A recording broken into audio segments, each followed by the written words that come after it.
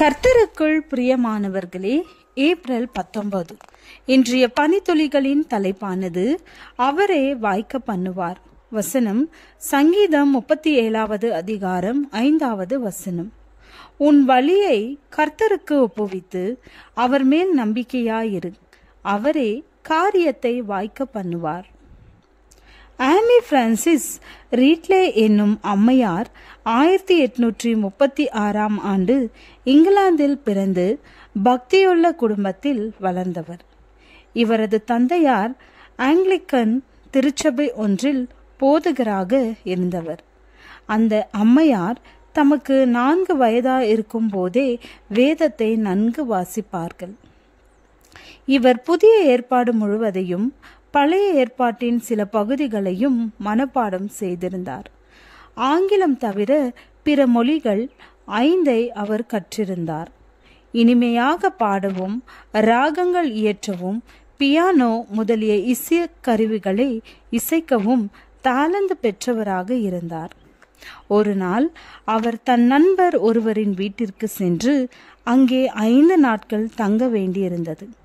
அந்த வீட்டில் மொத்தம் 10 நபர்கள் இருந்தார்கள்.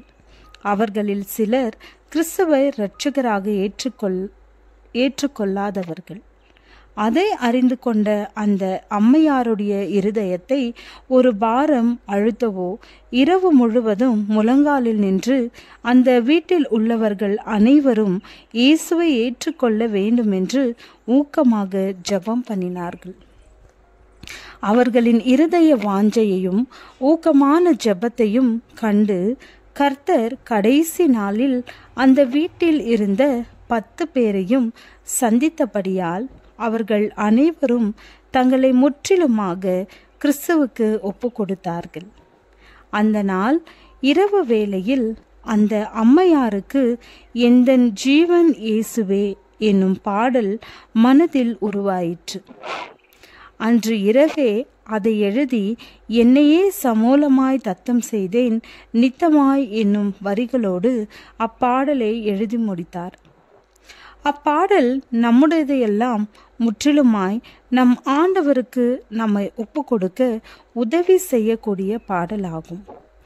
அந்த பாடலை எழுதிய அந்த அம்மையாரின் இருதய வாஞ்சையை நிறைவேற்றின நம் ஆண்டவர் நம்முடைய வாஞ்சைகளையும் அவர் நிறைவேற்றுவார்.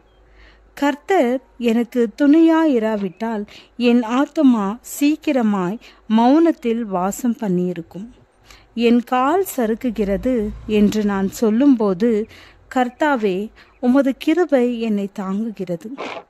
என் உள்ளத்தில் விசாரங்கள் பெருகையில் உம்முடைய ஆறுதல்கள் என் ஆத்மாவை தேற்றுகிறது. உன் வழியை கர்த்தருக்கு ஒப்புவித்து அப்பொழுது நாம் நினைக்கிறதற்கும் வேண்டிக் கொள்வதற்கும் அதிகமாக அவர் தம்முடைய வல்லமையால் நமக்கு நன்மை செய்வார். ஜெபம். பிதாவே, உம் ஆறுதலான வார்த்தைகளை எங்கள் உள்ளத்தில் ஊற்றி எங்களை தேற்றும். ஆமென்.